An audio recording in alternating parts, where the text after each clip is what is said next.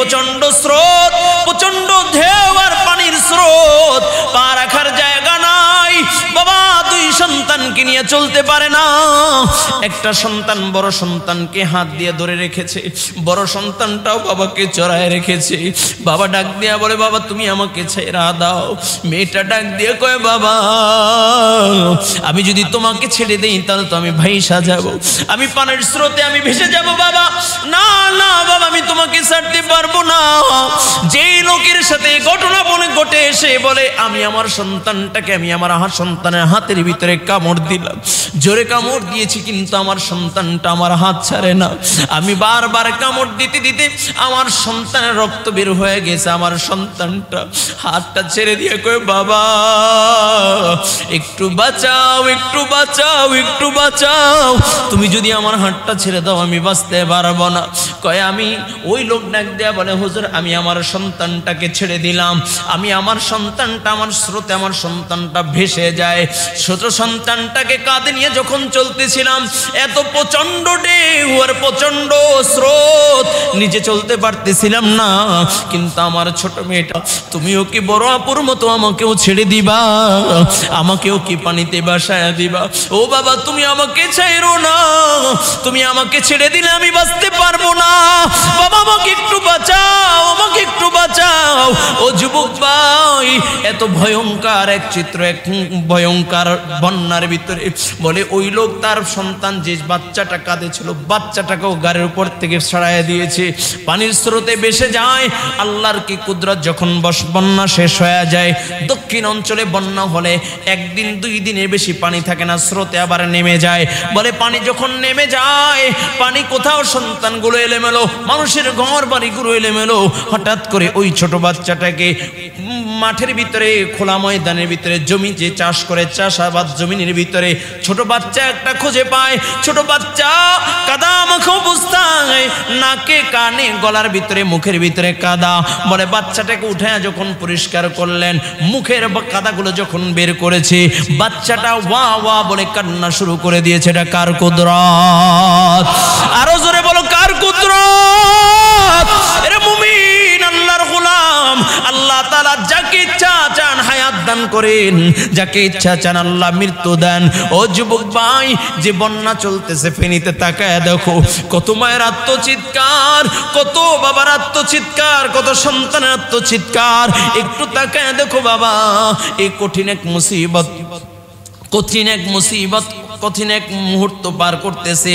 এই জন্য যুবক ভাইরা আমার, আমরা সহযোগিতার হাত বাড়ায় দিব।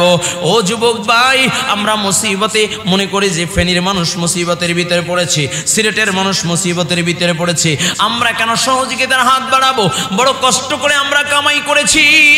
যদি এটাই হয় তাহলে শুনে নাও, সাহাবায়ে কেরাম রিজওয়ানুল্লাহি তাআলা আলাইহি আজমাইন বলে, সাহাবায়ে কেরাম একে অপরের প্রতি কতটা সহনশীল ছিল, কতটা উদার ছিল। আল্লাহর নবীর সাহাবী, রাসূলের একজন প্রিয় সাহাবী, বলে আল্লাহর নবীর সাহাবীরা যুদ্ধের ময়দানে চলে গেছেন। বলে যুদ্ধের ময়দানে বলে কঠিন এক মুহূর্ত, বলে কেউ আহত অবস্থায়, রক্তাক্ত অবস্থায় জমিনের ভিতরে পড়ে রয়েছে। রাসূলের সাহাবীরা যুদ্ধ করতে করতে শাহাদাতের দ্বার প্রান্তরে, এমন সময় পানি পানি বলে চিল্লাইছে। একজনে পানি নিয়ে হাজির হয়ে গেছে। রাসূলের সাহাবী রক্তমাখা অবস্থায় পানির গ্লাসটা হাতে নিয়েছে, পান করবে। এমন সময় পাশ থেকে আর একজন চিল্লায় উঠছে, পানি পানি। ওই সাহাবী ডাক দিয়া বলে, ভাই পানির গ্লাসটা আমার ভাইয়ের কাছে নিয়ে যাও, আমার চেয়ে বোধ হয় আমার ভাইয়ের পানির প্রয়োজন বেশি, যাও যাও পানিটা তার কাছে নিয়ে যাও। যখন তার কাছে পানি নিয়েছে, পানির গ্লাসটা হাতে নিয়েছে, পানি পান করবে। এমন সময় আর একজন ডাক দিয়া বলে, পানি পানি পানি পানি বলে চিল্লাইছে। ডাক দিয়া বলে, ভাই আমার চেয়ে বোধ হয় তার পানির প্রয়োজনটা বেশি, যাও যাও তার কাছে পানি নিয়ে যাও। ওই সাহাবী যখন পানি নিয়ে যায়, তাকায় দেখে আল্লাহর নবীর সাহাবী শাহাদাতের শরাব পান করে দুনিয়ার হায়াত শেষ করে দুনিয়ার থেকে বিদায় নিয়েছে। দৌড়ে দ্বিতীয় জনের কাছে এসেছে, আয়েশা দেখে দ্বিতীয় জন দুনিয়ার থেকে বিদায় নিয়েছে।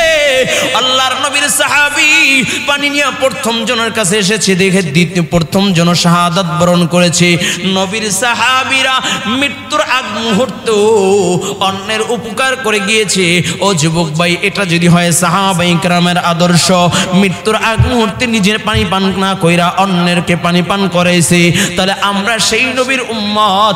আমার ভাইরা বন্যায় ভেসে যায়, আমার ভাইরা বন্যায় হাবুডুবু খায়, আমার ভাইয়ের ঘর তলায় গিয়েছে, বাড়ি তলায় গিয়েছে, আশ্রয়ের কোনো জায়গা নাই, দুবেলা দুমুঠো খাবারের কোনো ব্যবস্থা নাই। এমন অবস্থায় আমার ভাইয়ের কাছে ভাইয়ের সহযোগিতার জন্য হাত বাড়াইবার দরকার আছে কি নাই? জোরে বলেন আছে কি নাই? বলে হুজুর তাহলে আমার তো ইনকাম নাই। ও যুবক ভাই, ভালো করে শোনো, দান করলে কমেনি? জোরে বলেন দান করলে কমেনি? আরো জোরে বলেন দান করলে কমেনি? আল্লাহর নবীর সাহাবী হযরত ওসমান গনি রাদিয়াল্লাহু তাআলা আনহু, ভালো করে শুনেন, ওসমান গনি রাদিয়াল্লাহু তাআলা আনহু রাসূলের সাহাবী, বলে এত পরিমাণে দান করতেন, যাকে গনি বলা হয়েছে। ওসমান গনি মানে সবচেয়ে ধনী সাহাবী, বলুন সুবহানাল্লাহ। আরো জোরে বলুন না সুবহানাল্লাহ। ওসমানের কাছে আল্লাহর নবীর কাছে এক ভিক্ষুক আসছে, কই ইয়া রাসূলুল্লাহ, আমার ঘর নাই, বাড়ি নাই, খাবারের কিছু নাই, আমাকে একটু সাহায্য করেন। আল্লাহর নবী ডাক দিয়া কয়, সাহাবী যাও যাও ওসমানের কাছে চইলা যাও, যে আমার কথা বলবা, আমার কথা বললে ওসমান তোমাকে দান করবে। সুবহানাল্লাহ। আমার কথা বলো, তাহলে ওসমান দান করবে। সাহাবী চইলা গেছে, যে দেখে ওসমান রাদিয়াল্লাহু তাআলা আনহু কি দান করবে, তুলা শুকা দিয়েছে, তুলা উইরা যায়, সে উইরা যায়, সে তুলাগুলো দইরা দইরা জমা করে। এত কাঞ্জুস কিপটা মানুষ আবার দান করবেনি। আল্লাহর নবীর কাছে চলে আসছে, কে আর রাসূলুল্লাহ কার কাছে পাঠাইছেন? সে এত কিপটার কিপটা, তুলা উইরা যায়, সেগুলোকেও জমা করে রাখে, সে কি আবার দান করবে? আবার আল্লাহর রাসূল সাল্লাল্লাহু আলাইহি ওয়াসাল্লাম বলে, যাও আমার কথা বলবা। যায় দেখে যে পাখিতে দান শুকা দিলে দুই একটা দান খায় না, চাল খায় না, এই দুই একটা চাল খাইলে সেটাও দইরা মুখ থেকে রাইখা দেয়। এই লোক আবার দান করবে? আল্লাহ রাসূলের কাছে, ইয়া রাসূলুল্লাহ, ইয়া হাবিবাল্লাহ, কার কাছে পাঠাইছেন যে পাখির মুখের দানা সেটাও রাইখা দেয়? এত কিপ্টের কিপটা, সে কি আবার দান করবে? আল্লাহর নবী কয়, যাও আমার কথা যাই বলবা, যাও তুমি ওসমানের কাছে যাও। যাও, কাঁপতেছে, কয় ভাই একটা কথা বলতাম। বলে কি কথা? আল্লাহর রাসূল সাল্লাল্লাহু আলাইহি ওয়াসাল্লাম আমাকে পাঠাইছে। বলে কিসের জন্য? কয় আমি বড় অসহায়, আল্লাহর নবী বলেছেন ওসমানের কাছে যে আমার কথা বলবা, তাহলে ওসমান তোমাকে দান করবে। কয় কে বলেছে? কয় আল্লাহর নবী বলেছে। ওসমান ডাক দিয়া কয়, ওই যে উটের উটের লাইন দিয়ে উটগুলো দাঁড়ানো, মাল ভর্তি উট, এই উট থেকে তোমার যেটা পছন্দ তুমি সেটা নিয়ে যাও। সুবহানাল্লাহ।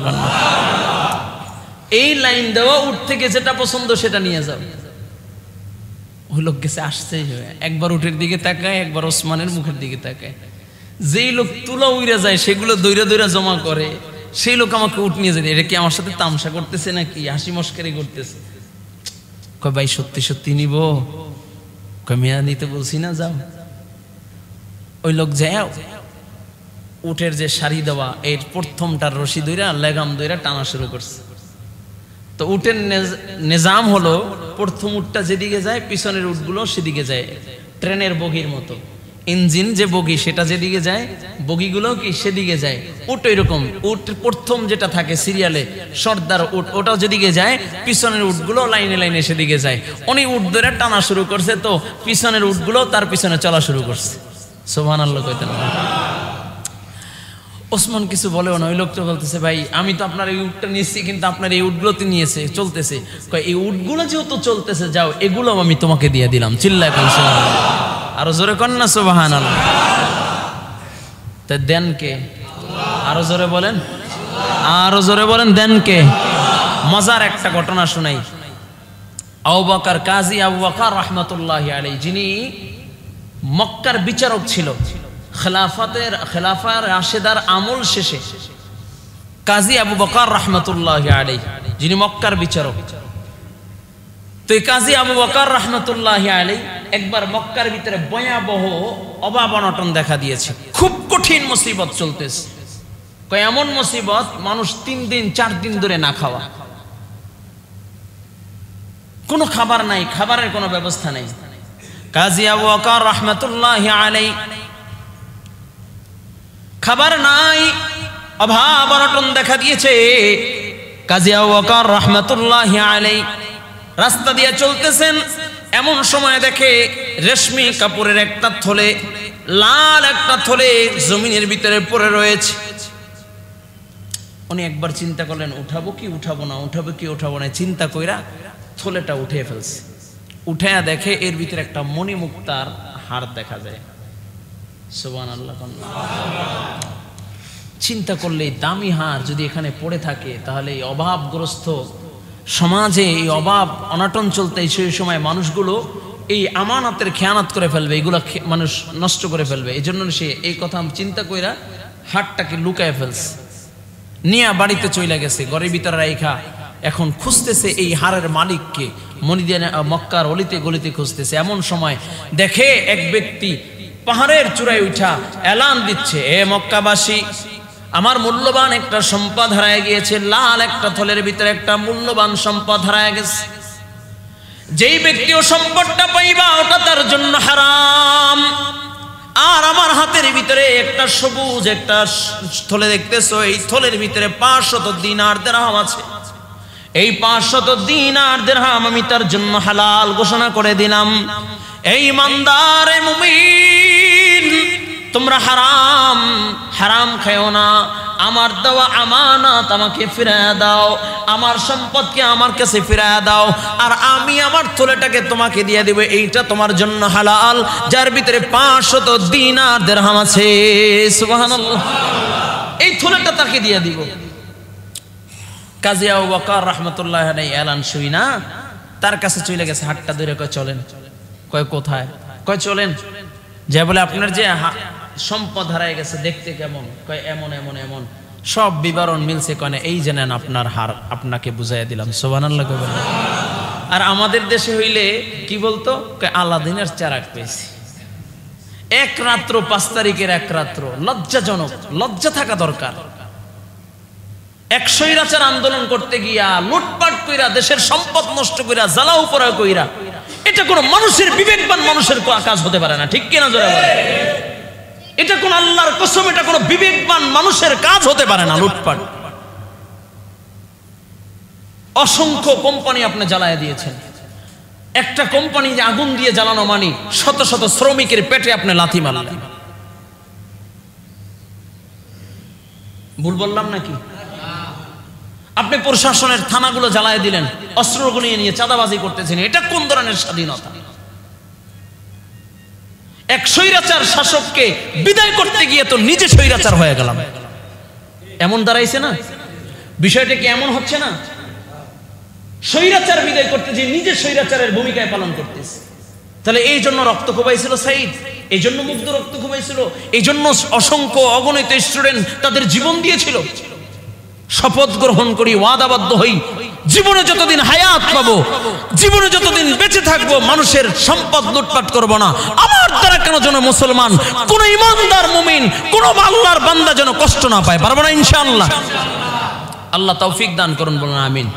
আরো জোরে বলুন আমিন। রাগ করতেছেন? রাগ করতেছেন? অনেকে আবার মনে করেন হুজুর মানে আওয়ামী লীগের পক্ষ বলে। আরে ভাই, সেই 18 তারিখ, জুলাইয়ের 18 তারিখ থেকে নিয়ে একদম 5 তারিখ পর্যন্ত মাঠে ছিলাম। শুধু তাই না, ট্রাফিকের দায়িত্ব পালন করছি, মন্দিরগুলো পাহারা দিয়েছি, মানুষের মাঝে মাথায় মাথায় পানি নিয়ে গেছি। এই জন্য তো যাই নেই, চেয়েছি একটা সুন্দর সুশৃঙ্খল একটা বাংলাদেশ। কি বলেন? আল্লাহ আমাদেরকে হেফাজত করবো না, আমিন। আল্লাহ আমাদের দেশকে, আল্লাহ তাআলা আদর্শওয়ালা, ইনসাফওয়ালা একটা দেশ আল্লাহ তাআলা আমাদেরকে উপহার দিক, বলুন আমিন। যে দেশে থাকবে না ছিনতাই, রাহাজানি, খুন, দর্শন, যে দেশে থাকবে না অহংকার, অহমিকা, যে দেশে থাকবে না চাঁদাবাজি, সন্ত্রাস, ঠিক কিনা? এরকম একটা রাষ্ট্র চাই না? এরকম রাষ্ট্র চাইতে হলে আগে নিজের সংশোধন হইতে হবে, নাকি? আগে নিজের সংশোধন হইতে হবে। ক্ষমতা পাল্টাইছে, দল পাতলাইছে, বেশ আর একজনের আমি দূরে মারামারি শুরু করে দিলাম, কাটাকাটি শুরু করে দিলাম, তো তার চরিত্র আর আমার চরিত্রের ভিতরে কোনো ব্যবধান রইল না। আল্লাহ আমাদের সকলকে বোঝার ও আমল করার তৌফিক দান করুন। স্পষ্ট ভাষায় আবারও বলি, এলাকার ভিতরে বিগত দিনে যা হয়েছে, লা তাসরিবা আলাইকুমুল ইয়াউম, সব ক্ষমার দৃষ্টিতে দেখা সকলে মিলে কাঁধে কাঁধ মিলে ইনশাআল্লাহ সুন্দর সমাজ, আদর্শ সমাজ গঠন করব, পারবো না ইনশাআল্লাহ? এর ছাড়া বিকল্প নাই। আবার যদি হিংসা আর প্রতিহিংসা নিয়ে যদি মাঠে নামি আর আক্রমণাত্মক ভূমিকা যদি পালন করি, তাহলে তার থেকেও যে জমানা ছিল তার থেকে ভয়ঙ্কর জমানা আপনার আমার সামনে আসবে। ঠিক কিনা জোরে বলেন? আল্লাহ আমাদের সকলকে বোঝার ও আমল করার তৌফিক দান করুন, বলে আমিন। রাস্তায় পইরা রয়েছে সম্পদ, মনে করছি এটা আমার, ব্যাস নিয়ে গেলাম। কাটটা নিচ্ছেন বরফির আব্দুল কাদের জিলানী রহমতুল্লাহ আলাইহি, নাম শুনছেন না? বরফির আব্দুল কাদের জিলানী রহমতুল্লাহ আলাইহি কয় নদী দিয়ে ফল বাইসা যাচ্ছে, নদী উজু করতে গেছে, একটা ফল বাইসে গেছে, ফলটা টোকায় মুখে দিচ্ছে। মুখে দেওয়া মাত্রই কার ফল আমি মুখে দিলাম, খুঁজতেছে এই বাগান কার, কোন গাছের ফল, খুঁজতে খুঁজতে নদীর পাড় দিয়া চলতে চলতে দেখে একটা ফল গাছ এরকম নদীর ভিতরে ঝুইকা রয়েছে, ওই গাছের ফল। এই গাছের মালিককে দেখে, মালিক কোথায়? বলে এই গাছের যে মালি আছে, যে রক্ষণাবেক্ষণের দায়িত্ব আছে, তার কাছে জিজ্ঞাসা করলেন এই গাছের মালিককে? বলে মালিক হলো অমুক জায়গায়। মালিকের কাছে চলে গেছে, কয় আমি তো ভুলে আপনার গাছের ফল খাইয়া ফেলছি, নদীতে পাইছি ভাষা।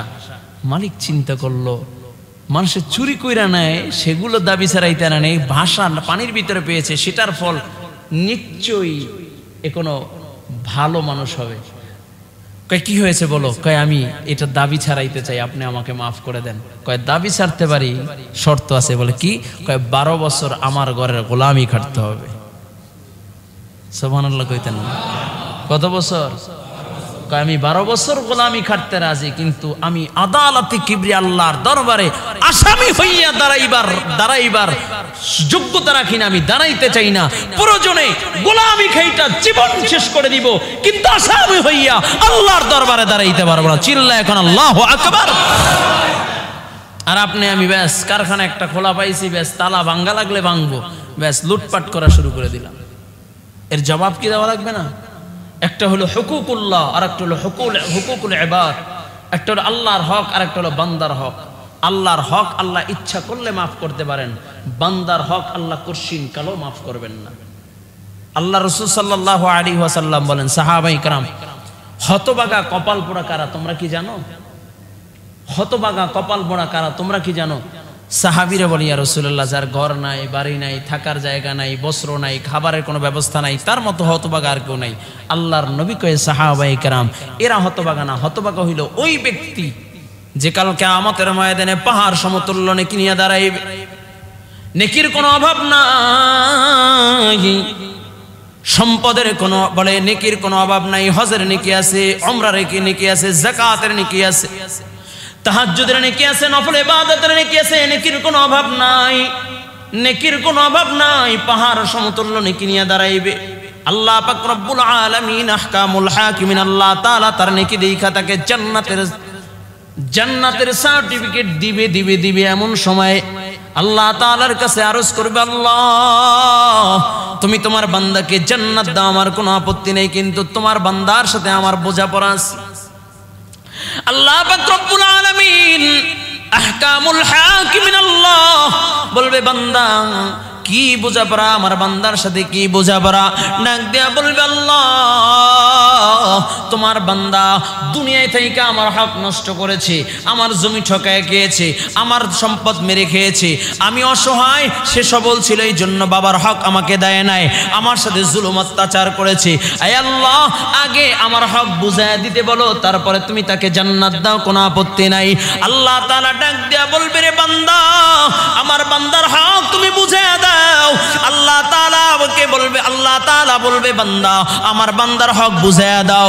বান্দা ডাক দিয়া বলবে, আল্লাহ এটা তো ময়দানে মাহশর, আমি কিভাবে তার হক বুঝায়া দিব? দুনিয়ার জমিন হইলে আমি তার হক বুঝায়া দিতে পারতাম। দুনিয়ার জমিন হইলে 1 লাখের পরিবর্তে 10 লাখ দিতাম, 1 জমির পরিবর্তে 10 জমিন দিতাম। আয় আল্লাহ, ময়দানে মাহশর আমি কিভাবে তার হক বুঝায়া দিব? আল্লাহ পাক রব্বুল আলামিন আহকামুল হাকিমিন আল্লাহ তাআলা ডাক দিয়া বলবে বান্দা আমি তো জালেম না, আমি ইনসাফওয়ালা, আমি ইনসাফ প্রতিষ্ঠা করি, আমি ইনসাফকে পছন্দ করি। ও বান্দা যদি আমার হক হইতো আমি ইচ্ছা করলে মাফ করে দিতে পারতাম, কিন্তু আমার বান্দার হক আমি আল্লাহ মাফ করব না। আগে তার পরিশোধ করে দাও, তার বদলা পরিশোধ করে দাও। সে যে অভিযোগ করেছে তার অভিযোগ তুমি পূরণ করে দাও। বলবে আল্লাহ কিভাবে পরিপূরণ করে দিব? আল্লাহ তাআলা ডাক দিয়া বলবে বান্দা তুমি যে নেকি নিয়ে এসেছো এই নেকিগুলো অভিযোগকারী বান্দার আমলনামায় দিয়া দাও। হাদিস শরীফের ভিতরে আছে রাসূল আকরাম সাল্লাল্লাহু আলাইহি ওয়াসাল্লাম বলেন যেই ব্যক্তি অপরাধ করে সে একটা অপরাধ করে ক্ষান্ত হয় না, নানাবিধ অপরাধের ভিতরে আক্রান্ত হয়ে যায়। একে একে এসে অভিযোগ করবে আর নেকি নিতে থাকবে, অভিযোগ করবে আর নেকি নিতে থাকবে। নেকি নিতে নিতে শূন্য খাতা নেক বলতে কিছু থাকবে না। আল্লাহ তাআলা বলবে আরে বান্দা আমার বান্দার হক বুঝাইয়া দাও। বলবে আল্লাহ নেকি দিয়ে হক বুঝাইয়া দিয়েছি কিন্তু নেকি তো নাই। আল্লাহ তাআলা ডাক দিয়া বলবে বান্দা যেহেতু নেকি নাই আমার যে বান্দা অভিযোগ করেছে সেই বান্দার গুনাহগুলো তোমার মাথার উপরে চাপায়া নাও। নাউজুবিল্লাহ। আল্লাহর নবী বলেন এর থেকে হতভাগা কপাল পোড়া আর কেউ নাই, যার পাহাড় সমতুল্য নেকি নিয়ে উঠবে কিন্তু পাহাড় সমতুল্য গুনাহ নিয়ে আল্লাহর জাহান্নামে যাইবে, তার মতো হতভাগা কপাল পোড়ার কেউ নাই। ও যুবক ভাই কথা প্রসঙ্গে কথা চলে আসছে, একটু দিলের কানটা লাগায়া দাও, একটু চক্ষু দুইটা দিয়ে দেখো না দুইটা ফোঁটা চোখের পানি আসে কিনা। হাবিবে কিবরিয়া নবী মুহাম্মদুর রাসূলুল্লাহ সাল্লাল্লাহু আলাইহি ওয়াসাল্লাম যেই নবীর জীবনের কোনো গুনাহ নাই, যেই নবী মাসুম, যেই নবী গুনাহ থেকে মাহফুজ, যার কোনো গুনাহ নাই, গুনাহ নাই, গুনাহ নাই। আল্লাহর নবী সরকারে দো আলম নবী রাহমাতাল লিল আলামিন নবী মুহাম্মদুর রাসূলুল্লাহ সাল্লাল্লাহু আলাইহি ওয়াসাল্লাম তার ইন্তেকালের পূর্ব মুহূর্তে তার ভাইকে ডাক দিয়া বলে ফজল, চাচাতো ভাই ফজলকে ডাক দিয়া কয় ফজল তুমি একটু আমাকে ধরো। ফজল বলেন আমি আল্লাহর নবীকে ধরে দাঁড়া করাইলাম। আল্লাহর নবী আমার অন্য সাহাবীর কাঁধে ভর কইরা এবার ডাক দিয়া বলে ফজল আমাকে নিয়ে মসজিদে নববীর সামনে চলো। ফজল ডাক দিয়ে বলি ইয়া রাসূলুল্লাহ ইয়া হাবিবাল্লাহ, ও আল্লাহর নবী এই অবস্থায় আপনি হাঁটতে পারবেন না, আপনার বড় কষ্ট হয়, এই অবস্থায় মসজিদে নববীতে যাওয়ার দরকার নাই। ফজল বলেন আল্লাহর নবী আমাকে বারবার বলতেছে ফজল আমাকে নিয়ে চলো। ফজল বলে আমি তাকায় দেখলাম মায়ার নবী রাহমাতাল লিল আলামিন নবী মুহাম্মদুর রাসূলুল্লাহ কদম দিতে পারে না। আল্লাহর নবীর পাওটা জমিনের ভিতরে শেষরাইতে চলতেছে, জমির ভিতরে দাগ পড়ে যাইতেছে। আল্লাহর নবী মসজিদ নববীর সামনে যা দাঁড়াইলেন। ফজল বলেন আল্লাহর নবীকে আমি উঁচু জায়গায় দাঁড়া করাইলাম। আল্লাহর নবী ডাক দিয়া বলেন ফজল যাও যাও আমার সব সাহাবীদেরকে ডাক দাও। ফজল বলে আমি যেই মাত্র এলান করালাম সাহাবায়ে কেরাম আল্লাহর নবী সাল্লাল্লাহু আলাইহি ওয়াসাল্লামের পবিত্র জবানের বাণী শোনার জন্য পাগল পারা হয়া বেকুল হয়ে আল্লাহর নবীর সামনে বসে গেলেন। আল্লাহর নবী দাঁড়ায় আবার সাহাবায়ে কেরাম আমি হয়তো বা বেশি দিন তোমাদের মাঝে আর থাকবো না, তবে আমি দুনিয়ার থেকে বিদায় নিব। এই দুনিয়ায় আমি বেশি দিন থাকবো না, তবে দুনিয়ার থেকে বিদায় নেওয়ার আগে আমি আমার বদলা পরিশোধ করে যাইতে চাই। কে আসো আমার কাছে দিনার দিরহাম পাও বলো বলো আমি তার পাওনা পরিশোধ করে যাইতে চাই। আদালতে কিবরিয়া আল্লাহ তাআলার আদালতে আসামি হইয়া আমি আল্লাহ তাআলার আদালতে দাঁড়াইতে পারবো না। বারবার মায়ার নবী এলান করতেছেন ও আমার সাহাবায়ে কেরাম বলো বলো কে আসো আমার কাছে দিনার দিরহাম পাও, কে আসো দিনার দিরহাম পাও বলো বলো বলো বলো বারবার এলান করতেছে। এমন সময় একজন সাহাবী দাঁড়ায় বলে ইয়া রাসূলুল্লাহ ইয়া হাবিবাল্লাহ, ও আল্লাহর নবী আমি আপনার কাছে 3 দিরহাম পাই। আল্লাহর নবী বলেন সাহাবী কিভাবে 3 দিরহাম পাও স্মরণ করায়া দাও। সাহাবী বলে ইয়া রাসূলুল্লাহ ইয়া হাবিবাল্লাহ, একদিন মসজিদ নববীর ভিতরে আমি বসা ছিলাম, এমন সময় একজন ভিক্ষুক এসেছিল, আপনিও মসজিদ নববীর ভিতরে বসা। ভিক্ষুক যখন আপনার কাছে সায়েল করেছে আপনি আমাকে 3 দিরহাম দিতে বলেছিলেন, ওই 3 দিরহাম আমাকে পরিশোধ করেন না, ওই 3 দিরহাম আমি আপনার কাছে পাওনাদার। আল্লাহর নবী ফজলকে ডাক দিয়ে বলে ফজল আমাকে আমার তরফ থেকে তাকে 3 দিরহাম দিয়া দাও, তার বদলা পরিশোধ করে দাও। আবার মায়ার নবী রাহমাতাল লিল আলামিন নবী দাঁড়ায় বলেন, ও আমার সাহাবায়ে কেরাম, কে আছো আমার কাছে বদলা গ্রহণ করবা? কে আছো আমার কাছে পাওনাদার? কে আছো আমার কাছে পাওনাদার? আমি কাউকে কথা দিয়া বা আঘাত করে কষ্ট দিয়েছি, বলো বলো, আমি তার পাওনা পরিশোধ করে যাইতে চাই, বদলা আদায় করে যাইতে চাই। আমি ঋণী হইয়া, অপরাধী হইয়া আদালতে কিবরিয়া দাঁড়াইতে পারবো না। বারবার বারবার মায়ার নবী যখন এলান করতেছে, এমন সময় একজন সাহাবী দাঁড়ায় বলি, ইয়া রাসূলুল্লাহ, ইয়া হাবিবাল্লাহ, ও আল্লাহর নবী, আমি বদলা গ্রহণ করতে চাই, বদলা আদায় করতে চাই। আল্লাহর নবী ডাক দিয়া বলেন, সাহাবী কি বদলা নিতে চাও? সাহাবী ডাক দিয়া বলে, ইয়া রাসূলুল্লাহ, ইয়া হাবিবাল্লাহ, আঘাতের পরিবর্তে আঘাত করতে চাই। আল্লাহর নবী ডাক দিয়া বলেন, সাহাবী কিভাবে তোমাকে আঘাত করেছি একটু স্মরণ করায় দাও। সাহাবী ডাক দিয়া বলে, ইয়া রাসূলুল্লাহ, ইয়া হাবিবাল্লাহ, ও আল্লাহর নবী, যুদ্ধের ময়দানে আপনার কাছ থেকে আপনার পাশে পাশে আমি চলতেছিলাম, আপনি ঘোড়ার উপরে সওয়ার ছিলেন, আপনি যখন চাবুক ঘুরাইতেছিলেন বা আপনি যখন তরবারি ঘুরাইতেছিলেন, ঘুরাইতে ঘুরাইতে তরবারির একটা আঘাত আমি সাহাবীর পিঠে লাগা গেছে। ইয়া রাসূলুল্লাহ, ইয়া হাবিবাল্লাহ, ওই আঘাতের পরিবর্তে আমি আঘাত করতে চাই। আল্লাহর নবীর সাহাবী যখন এই কথা বলেছে, আবু বকর সিদ্দিক রাদিয়াল্লাহু তাআলা আনহু চিৎকার মারিয়া ডাক দিয়া বলেন, সাহাবী পাগল হইছস নাকি? কাকে আঘাত করতে চাও? এর সাহাবী রাহমাতাল লিল আলামিন নবী মুহাম্মদুর রাসূলুল্লাহ সাল্লাল্লাহু আলাইহি ওয়াসাল্লামের শরীরে আঘাত করতে চাও? এর সাহাবী মায়ার নবীর শরীরে আঘাত করিস না রে সাহাবী। আঘাত করতে যদি মনে চায়, আমি আবু বকরের পিঠ পাইতে দিলাম, আমার পিঠে আঘাত কর, মায়ার নবীর পিঠে আঘাত করিস না। আল্লাহর নবী ডাক দিয়া বলে, ফজল, আমার সেই তরবারি ঘরের ভিতরে রাখা আছে, আমার কলিজার টুকরা নয়নের মণি ফাতেমার কাছে যায় বলো বলো আমার তরবারিটা দেওয়ার জন্য। ফজল যখন ফাতেমার বাড়িতে চইলা যায়, ডাক দিয়া বলে, ফাতেমা, আল্লাহর নবী রাহমাতাল লিল আলামিন নবীর তরবারিটা দাও, আল্লাহর নবীর বদলা গ্রহণ করা হবে। ফাতেমা ডাক দিয়া বলে, কিসের বদলা? আমার বাবা তো দুর্বল, আমার বাবা হাঁটতে পারে না, আমার বাবা চলতে পারে না, আমার বাবা অসুস্থ, আমার বাবা কি যুদ্ধের ময়দানে যাবে? কয় না না, এই তরবারি দিয়ে আজকে তোমার বাবার গায়ে আঘাত করা হবে। ফাতেমা ডাক দিয়া বলে, হাসান, রে হুসাইন, যা যা দূরে যা, তোর নানার গায়ে নাকি আঘাত করবে, আর তোরা জীবিত থাকতে যেন তোর নানার গায়ে আঘাত করতে না পারে। তোর নানার গায়ে আঘাত করলে আমি ফাতেমা সহ্য করতে পারবো না। আমি ফাতেমার আমার বাবা ছাড়া আপনজন বলতে আর কেউ নাই। যখন সাহাবী তরবারি নিয়ে দাঁড়াইছে, ওমর ডাক দিয়ে বলেন, সাহাবী, আমি ওমরের দিকে তাকা দেখ, আমি আমার নাঙ্গা তরবারি নিয়ে হাবিবে কিবরিয়া নবী মুহাম্মদুর রাসূলুল্লাহ সাল্লাল্লাহু আলাইহি ওয়াসাল্লামের গর্দান নেওয়ার জন্য এসেছিলাম, কিন্তু মায়ার নবী রাহমাতাল লিল আলামিন নবীর চেহারার দিকে তাকায়া আমি তরবারি কাতার কদমে রাইখা আমি ইসলাম গ্রহণ করে ফেলছি। এর সাহাবী, আমার নবী বড় দুর্বল, আমার নবীকে আঘাত কইরো না রে সাহাবী, আমার নবীর গায়ে আঘাত করলে আমার নবী সহ্য করতে পারবে না। আঘাত করতে যদি মনে চায় রে সাহাবী, আমার গায়ে আঘাত কর, আঘাতের পর আঘাত কর, কোনো বাধা দিব না। আঘাত করতে করতে করতে করতে রক্তাক্ত করে দে, কোনো বাধা দিব না। রে সাহাবী, আমার নবী বড় দুর্বল, আমার নবীকে আঘাত কইরো না। আল্লাহর নবী কয়, সাহাবায়ে কেরাম তোমরা সরে যাও, সাহাবীকে তারা বদলা নিতে দাও। ইমাম হাসান, ইমাম হুসাইন রাদিয়াল্লাহু তাআলা আনহু, রাসূলের কলিজার টুকরা দুইজন নাতি, আল্লাহর নবীর দুই নাতি দুই পাশে এসা সাহাবীর দুই হাত দুইরা ডাক দিয়া কয়, সাহাবী, কাকে আঘাত করতে চাও রে সাহাবী? হইল আমার নানা। এর সাহাবী, তুই না আমার নানার হাতে হাত দিয়া কালিমা পড়ছস। এর সাহাবী, আমার নানা বড় দুর্বল, আমার নানার গায়ে আঘাত কইরো না রে সাহাবী, আমার নানার গায়ে আঘাত করলে আমার নানা সহ্য করতে পারবে না। আমার নানার রক্তই যদি প্রবাহিত করতে মনে চায়, আমার নানার রক্তই যদি তোমার কাছে পছন্দ হয়, সাহাবী, আমি ইমাম হাসান আবার ছোট ভাই ইমাম হুসাইন দুইজন পিঠ পাইতে দিলাম। আমাদের পিঠে আঘাত কর, কোনো বাধা নাই, কোনো বাধা নাই।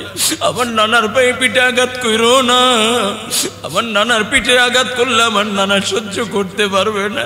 দেখ টাকা দেখ, আমার নানা চলতে পারে না, আমার নানা দাঁড়াইতে পারে না।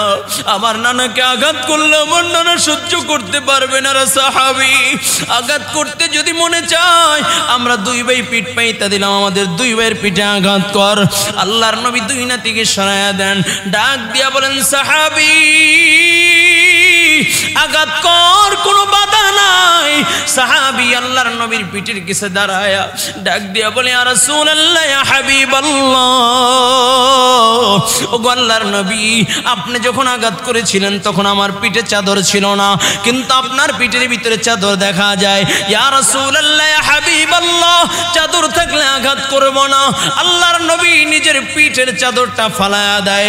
সাহাবী হাতের তরবারিটা রাইখা একটা দৌড় দিয়া নবীর দুই হাতের নিচ দিয়ে হাতটা ঢুকায়া মাহরে নবুয়তে চুমু দিয়া আল্লাহর নবীর কদমে লুটায় পড়ে ডাক দিয়া বলি ইয়া রাসূলুল্লাহ, ইয়া হাবিবাল্লাহ, ও আল্লাহর নবী, কিভাবে বুঝেছেন আমি আপনাকে আঘাত করব? ও আল্লাহর নবী, যেই মাত্র আপনি বলেছেন আপনি আর দুনিয়ায় থাকবেন না, আমি সাহাবী আর সহ্য করতে পারতেছিলাম না। ক্ষুধা লাগলে আপনার চেহারার দিকে তাকায় ক্ষুধা নিবারণ করতাম। মুসিবতের ভিতরে পড়ে গেলে আপনার সামনে আসলে মুসিবত দূর হয়ে যেত। ও আল্লাহর নবী, দুনিয়ার মুসিবত তো খুব ছোট, কিন্তু ময়দানে মাশরে যখন দাঁড়াইব আমি সাহাবীর কোনো পুঁজি নাই, আমি সাহাবীর কোনো পুঁজি নাই। ও আল্লাহর নবী তাই একটু অভিনয় কইরা কৌশল কইরা আপনার মাহরে নবুয়তে চুমু দিয়েছি, যেন কাল কিয়ামতের ময়দানে আল্লাহ তাআলা যদি বলে সাহাবী কি নিয়ে আসছো, কি নিয়ে আসছো, দিয়া বলে ভাই এটা হলো তোমার হাদিয়া, আমার তরফ থেকে তোমার জন্য হাদিয়া।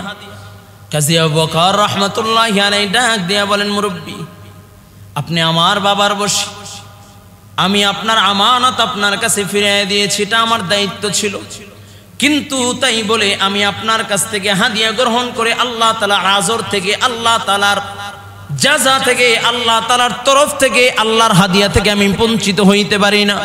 আপনার হাদিয়া আপনি নিয়ে যান, আমি উপকার করেছি আল্লাহ তাআলার কাছ থেকে জাযা পাওয়ার জন্য। সুবহানাল্লাহ কোন, আর জোরে কোন সুবহানাল্লাহ। বলবো না, শেষ করে দিব, একটু লম্বা ঘটনা, সময় লেগে যাবে। আগামী জুমা ইনশাআল্লাহ বলতাম, কি বলেন? বলবো না, শেষ করে দিব, সংক্ষেপে বলতেছি। কাজী আবু বকর রাহমাতুল্লাহি আলাইহি হাদিয়া গ্রহণ করেন নাই। আল্লাহর বান্দা ইয়ামান চলে গিয়েছেন, মুরব্বী মানুষ ইয়ামান চলে গিয়েছেন। ঘটনা কিতাবের ভিতরে লেখে কাজী আবু বকর রাহমাতুল্লাহি আলাইহি তার সাথী সঙ্গী নিয়ে নৌপথে সফর করতেছেন। এমন সময় তুফান শুরু হয়ে গেছে, তুফান শুরু হয়ে গেছে, জাহাজ চূর্ণ বিচূর্ণ হয়ে গেছে, জাহাজের মানুষগুলো সব নদীর ভিতরে তলায় গিয়েছে। তো আল্লাহর বান্দা কাজী আবু বকর রাহমাতুল্লাহি আলাইহি নদীর ঢেউতে ভাসতে ভাসতে ভাসতে ভাসতে একটা চর এই অঞ্চলে ঢেউয়ের কিনারায় যাইতে যাইতে চর অঞ্চলে অজ্ঞান অবস্থায় পড়ে রয়েছে। যখন জ্ঞান ফিরে এমন সময় শুনে মসজিদ থেকে আজানের আওয়াজ, আল্লাহু আকবার, আল্লাহু আকবার, আজানের আওয়াজ শুনতে পায়। কাজী আবু বকর রাহমাতুল্লাহি আলাইহি একটা দৌড় দিয়েছেন মসজিদে, মসজিদে নামাজ আদায় করলেন। কেউ তাকে চিনে না, সেও কাউকে চিনে না, নতুন এক অঞ্চল, কে কোথার থেকে এসেছে কেউ কারোর সাথে কোনো সম্পর্ক নাই, যার যার মতো সবাই নামাজ পড়ে চলে গিয়েছেন। কাজী আবু বকর রাহমাতুল্লাহি আলাইহি মসজিদের বারান্দায় বৈশা করুণ সুরে আল্লাহর বাণী কালামুল্লাহ তেলাওয়াত করতেছেন, আল্লাহর কালাম তেলাওয়াত করতেছেন। সুবহানাল্লাহ, আরো জোরে কোন সুবহানাল্লাহ। আল্লাহর কালাম তেলাওয়াত শুইনা এলাকার লোকেরা আইসা জড়ো হয়ে গেলেন। কে এত সুন্দর করে আল্লাহর কোরআন পড়ে? ডাক দিয়া বলে, কে তুমি, কোথা থেকে এসেছো? বলে, আমি মক্কা থেকে এসেছি। কিভাবে এসেছো? বলে, নৌ সফর করেছি, তারপরে আর কিছু আমার মনে নাই কি হয়েছে, তুফানের ভিতরে পড়ে গিয়েছিলাম। এলাকার লোকেরা ডাক দিয়া বলে, আমরা হইলাম ইয়ামানের একটা দ্বীপ অঞ্চল, এখানে আমাদের তুমি যে সুরে কোরআন তেলাওয়াত করতেছে, এই যে বাণীগুলো তেলাওয়াত করছে, আমাদের মুরব্বীরা এভাবে তেলাওয়াত করতে আমরা দেখেছি, কিন্তু আমাদের মুরব্বীর আর কেউ নাই। সর্বশেষ আমাদের মসজিদের একজন ইমাম ছিল, যিনি খুব বুজুর্গ আল্লাহওয়ালা, তার কাছ থেকে আমরা কোরআনের তেলাওয়াত শুনতাম। এই আল্লাহওয়ালা বুজুর্গ দুনিয়ার থেকে বিদায় নিয়েছে। আল্লাহ তাআলার বড় শুকরিয়া, আল্লাহ তাআলা তোমাকে পাঠাইছে, তোমাকে আমরা ছাড়বো না, ইমাম হিসেবে রাইখা দিব। সুবহানাল্লাহ। ইমাম হিসেবে রাইখা দিলেন। তার কাছ থেকে কোরআন শিখতেছে, নামাজ শিখাইতেছে, এলাকার ভিতরে দাওয়াত ও তাবলীগের কাজ করতেছে, মানুষকে দ্বীনের দাওয়াত দিচ্ছে, দ্বীন বোঝাচ্ছে, তালিম দিচ্ছেন। এলাকার লোকেরা চিন্তা করলেন, যত যুবক মানুষ তার বিবাহের প্রয়োজন আছে, স্ত্রীর প্রয়োজন আছে, তার সাথে কুফু মেলে এমন একটা মেয়ে এলাকার ভিতরে আছে, দ্বিতীয় একজন নাই, দেখতেও সুন্দর। বলে সে কে? কয় সাবেক ইমাম যে মারা গিয়েছে তার কন্যা। কাজী আবু বকর রাহমাতুল্লাহি আলাইহির জন্য প্রস্তাব দেওয়া হলো যে তোমার জন্য অমুক একটা মেয়ে, এই এলাকার ভিতরে একটা মেয়ে আছে যে দেখতেও সুন্দর, আবেদা, জাহেদা, মুত্তাকিনা। সুবহানাল্লাহ। কন্যা মেয়ের কাছে প্রস্তাব পাঠানো হলো, বর্তমান যে ইমাম তাকে যদি বিবাহ করা হয় তোমার জীবনটা সুন্দর হবে, খুব বুজুর্গ, ইখলাসওয়ালা, মুখলেস মানুষ। প্রস্তাব দিল, বিবাহ হইল। বিবাহের পর ফুলসজ্জার রাত্রে কাজী আবু বকর রাহমাতুল্লাহি আলাইহি যখন ফুলসজ্জার রাত্রে দুইজন একত্রিত হয়েছে, একত্রিত হওয়ার পরে ওই স্ত্রীর চেহারার দিকে না তাকায়, তার বুকের দিকে, গলার দিকে তাকায় রয়েছে। স্ত্রী চিন্তা করলে, শুনলাম খুব বুজুর্গ, ইখলাসওয়ালা, খুব আমলওয়ালা, কিন্তু সে আমার চেহারার দিকে না তাকায় আমার দামি হার গলার ভিতরে, এই দামি হারের দিকে কেন তাকায় রইল? একটা পর্যায়ে প্রশ্ন করে ফেলছে, আপনি কি আসলে দুনিয়া লোভী? আপনি কি দুনিয়া চান? কয় কেমন? কয় আপনি ফুলসজ্জা রাত্রে আমার ঘরে ঢুকে আমার চেহারার দিকে না তাকায় আপনি আমার গলার দিকে তাকাই রইলেন, কারণ কি? এখন বলতেছে, বিবি তাহলে শোনো কেন তাকাইলাম। এই যে তোমার গলার হার দেখা যায়, এই হারটা আমার খুব পছন্দ, মানে হারটা খুব চেনা চেনা লাগে, আমার পরিচিত পরিচিত মনে হয়। বলি হার কোথায় পাইলা? বলে আমার বাবা মক্কা থেকে সে এনেছে, আমার বাবা আমার জন্য হাদিয়া এনেছে। কয় না না, এই হারটা আমি আমার কাছে দেখেছি একজন মুরব্বী তার হার হারিয়ে ফেলছিল, মক্কার ভিতরে আমি পেয়ে তাকে আমি দিয়েছিলাম, তে আসে আমাকে হাদিয়া দিয়েছিলাম, আমি হাদিয়া গ্রহণ করে নাই। মেয়েটা ডাক দিয়া বলে, আমি আমার বাবার মুখে আপনার কথা বহু শুনেছি, আমার বাবা বলেছে আমি আমার দু চোখ থেকে একটা নওজোয়ান যুবক দেখেছি, আখলাকওয়ালা, চরিত্রবান, আমানতদার একজন যুবক দিয়েছি, এমন একটা যুবক যদি আল্লাহ তাআলা আমাকে মিলাইতো আমি আমার মেয়ের হাতটা তার হাতে তুলে দিতাম। সুবহানাল্লাহ। আরো জোরে কোন সুবহানাল্লাহ। কয় মেয়েটা বলে, আমার বাবা বহুবার আপনার জন্য দোয়া করেছে, আপনার কথা স্মরণ কইরা কইরা আমার বাবা কান্না করেছে। যুবক ডাক দিয়া বলে, আমি ওই দিন আজর গ্রহণ করি নাই, তোমার বাবার দেওয়া হাদিয়া গ্রহণ করি নাই, কিন্তু আল্লাহ তাআলা দুনিয়ায় হার আমাকে দিয়েছে, হারের মালিক কেউ আল্লাহ তাআলা আমাকে মিলায় দিয়েছে। এ যুবক ভাই, আল্লাহ তাআলা দিলে কতক্ষণ, জোরে বলেন কতক্ষণ? লুটপাট কইরা কিন্তু পাওয়া যায় না। আল্লাহর রাস্তায় দেন, আল্লাহর রাস্তায় খরচ করেন, আর আল্লাহর কাছে চান, আল্লাহ তাআলা এমন পরিমাণে দিবে আপনি কল্পনাও করতে পারবেন না, ঠিক কি না? এই জন্য যুবক ভাইরা, অসহায় মানুষ যারা বিপদে পড়ে আছে, মনে করি আমার পকেট থেকে 10টা টাকা বাইর করে দেব, 10 টাকা কমে যাবে, আল্লাহর ওয়াদা একের পরিবর্তে 10। আপনি 1 টাকা দিবেন, 100 টাকা অবশ্যই আসবে, বেশি কত আসবে সেটা আল্লাহই ভালো জানেন। চিল্লায় কন্না সুবহানাল্লাহ। এই জন্য আজর চাবো কার কাছে? জোরে বলেন, আরো জোরে বলেন। আল্লাহ তাআলা বলেন, মিম্মা রাযাকনাহুম ইউনফিকুন, আমার দেওয়ার রিজিক থেকে আমার রাহে খরচ করো। সুবহানাল্লাহ। কন্না রিজিক দিয়েছেন কে? জোরে বলেন কে? এই সালমান এফ রহমান বলে, এর মতো পাটপার আর কুলাঙ্গার যে সারা জীবন উলামা ইকরামদেরকে ধর্ম ব্যবসায়ী বলে গালি দিয়েছে, আল্লাহ তাআলা এমন ভাবে বেইজ্জতি করেছে, দাড়ি কাইটাও রক্ষা পায় না, সর্বপ্রথম রিমান্ড তার শুরু হয়েছে, ঠিক কিনা? জোরে বলেন। কত সম্পদ আছে ওর, বৈশা যদি 14 গোষ্ঠী খাইতো তারপরও কমতো না। কই আছে এখন? সকালবেলা ধনীরে তুই, জোরে কন, সকালবেলা ধনীরে তুই, দিনেওয়ালা কে? দিনেওয়ালা কে? কেড়ে নিলওয়ালা কে? এই জন্য আল্লাহর রাহে দিলে আল্লাহ বাড়ায় দিবে। লা ইন শাকারতুম লা আযীদান্নাকুম ওয়া লা ইন কাফারতুম ইন্না আযাবী লাশাদীদ। রব বলেন শুকরিয়া আদায় করো, নিয়ামত বাড়ায় দিব। শুকরিয়া কি ব্যাংক ব্যালেন্স করে বোঝাই রেখে দেবো, এটা শুকরিয়া? কয় সাদ্দুনা যে নিজের জন্য খরচ করো, আল্লাহর রাহে দান করো। নিজের জন্য খরচ করো, আল্লাহর রাহে দান করো, আল্লাহ দানকে বাড়ায় দিবে, নিয়ামত বাড়ায় দিবে। বলুন সুবহানাল্লাহ। আবার কাঞ্জুসপনা করবা, আল্লাহ তাআলা সিনায় নিবে, কঠিন আযাবের ভিতরে ফেলবে। আল্লাহ আমাদের সকলকে বোঝার ও আমল করার তৌফিক দান করুন। আলহামদুলিল্লাহ, আমরা গত বছর দেখেছেন যখন বন্যা হয়েছিল, আমি এবং আমাদের কিছু বন্ধু বান্ধব গিয়েছিলাম। আলহামদুলিল্লাহ, আমরাও আগামীকালকে ইনশাআল্লাহ তাআলা অসহায় মানুষদের পাশে দাঁড়াইবার জন্য যাওয়ার চিন্তা ভাবনা করেছি। আলহামদুলিল্লাহ, তা আমি আমার ব্যক্তিগতভাবে আলহামদুলিল্লাহ 10,000 টাকা আমার নিজের থেকে আমি রেডি করেছি। আপনারা যদি কেউ শরীক থাকতে চান ইনশাআল্লাহ তাআলা শরীক থাকবেন। শুধু তাই না, যে যে ওয়েতে অসহায় মানুষদের পাশে দাঁড়াবার, আমাদের জুলুম অত্যাচার নয়, আমরা সহনশীলতার হাত, আমরা আমাদের কোমলতার হাত, আমরা আমাদের দানের হাত বাড়ায় দিব আমাদের ভাইদের জন্য, ঠিক কিনা? রুহামা উবাইনাহুম সাহাবায়ে কেরাম একে অপরের জন্য ছিল উদার মনের, সফট হৃদয়ের, একে অপরের জন্য ছিল নিবেদিত প্রাণ। আমরাও আমাদের ভাইয়ের জন্য নিবেদিত প্রাণ হয়ে যাব। আল্লাহ তৌফিক দান করুন, আমিন। যারা সুন্নাত পড়ে নিচে